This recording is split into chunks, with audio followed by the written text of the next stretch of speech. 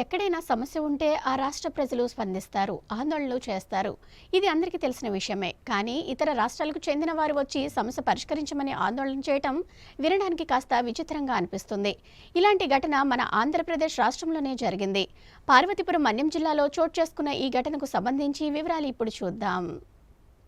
ఆంధ్రప్రదేశ్ రాష్ట్రంలో రహదారులు అధ్వాన్నంగా మారాయని, తక్షణమే మరమ్మతులు చేపట్టాలని ఆందోళనలు జరగడం నిత్యం ఎక్కడో ఒక చోట జరుగుతున్నాయి. పార్వతీపురం మన్యం జిల్లాలో కొమరాడు నుంచి కూనేరు వరకు ఉన్న అంతర్రాష్ట్ర రహదారిని మరమ్మతులు చేయాలని ప్రజలు, ప్రజా సంఘాలు గత కొంతకాలంగా ఆందోళనలు చేస్తున్నారు. ఈ నేపథ్యంలో శనివారం సిపిఎం నాయకులు, ఒరిస్సా లారీ అసోసియేషన్ నాయకులు కొమరాడు మండలం గుమడ గ్రామం వద్ద సంయుక్తంగా నిరసన చేపట్టారు. అంతర్రాష్ట్ర రహదారిపై గోతులు పూడ్చి తక్షణమే మరమ్మతులు చేపట్టాలని డిమాండ్ చేశారు. రోడ్లు, భవనాల శాఖ జేఈ రాజేంద్ర నిరసన వద్దకు వచ్చి రహదారిపై గోతులు కప్పడానికి చర్యలు ప్రారంభిస్తామని హామీ ఇచ్చారు. ఈ సందర్భంగా సిపిఎం జిల్లా కమిటీ సభ్యులు కొల్లి సామమూర్తి, రాయగడ లారీ అసోసియేషన్ నాయకులు కొండబాబు మాట్లాడుతూ, పార్వతీపురం నుండి కూనేరు మీదుగా 3 రాష్ట్రాలకు వెళ్లే అంతర్రాష్ట్ర రహదారి మార్గంలో గోతుల వలన ఎన్నోసార్లు వాహనాలు కూరుకుపోయి ప్రమాదాలు జరుగుతున్నాయన్నారు.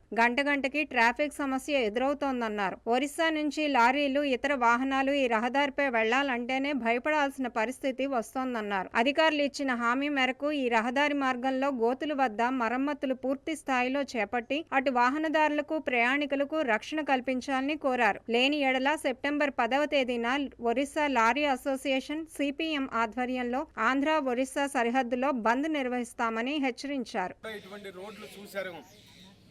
గత 2 సంవత్సరాలుగా ఈ సిపిఎం పార్టీ తరఫున సాంబ గారు చేసిన కష్టం ఫలితం ఇంతవరకు కూడా ఇది కూడా దక్కలేదు ఎవరికి కూడా. ఆయన 10 రోజులకి కూడా ఈ రోడ్లను అనుసరించి ప్రజల గురించి చాలా కష్టపడుతున్నాడు అతను. మేము కూడా, మాది Rayagada truck owners association, motor employees union, మా 2 యూనియన్లు కూడా, మా రాయగడలో 600 లారీలు ఉన్నాయి. వైజాగ్ నుండి రాయ్పూర్, ఛత్తీస్గఢ్, మొత్తం రాంచీ, ఈ రోజుకి వేల లారీలు తిరుగుతున్నాయి. కనీసం ఈ రోడ్లు పరిస్థితి ఒక్కసారి చూడండి. గత ప్రభుత్వం ఏటి చేసిందో ఏటో దేవుడికి ఎరుక. కానీ ఇప్పుడు కూటమి ప్రభుత్వం, అనుకూలంగా ఉన్న ప్రభుత్వం వచ్చిందని మీ అందరం కూడా ఎంతో సంతోషపడ్డాం. ఈ కూటమి ప్రభుత్వం కూడా ఇప్పుడు ఈ రోడ్లు చూసి కనీసం మరమ్మతులు చేయండి. కొత్త రోడ్ల మాట దేవుడు ఎరుగు.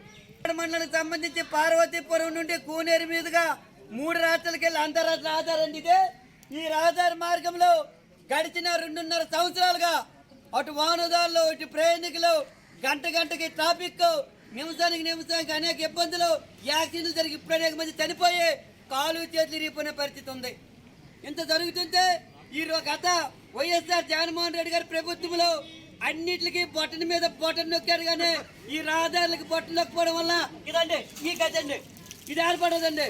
ఇలాంటి సందర్భంలో సిపిఎం పార్టీ, అలాగే రాయగడ అసోసియేషన్ నాయకులు కూడా వచ్చాయి. అనేక పార్టీలు కలిపి అనేక గోతులు కప్పాము, తాత్కాలికం కప్పాము. కానీ మళ్ళీ యథాతిథికి వచ్చే పరిస్థితి ఉంది. కాబట్టి ఈరోజు ఇక్కడ ఆర్ఎంబి అధికారులు ఎక్కడ దారి కనిపించలేదు.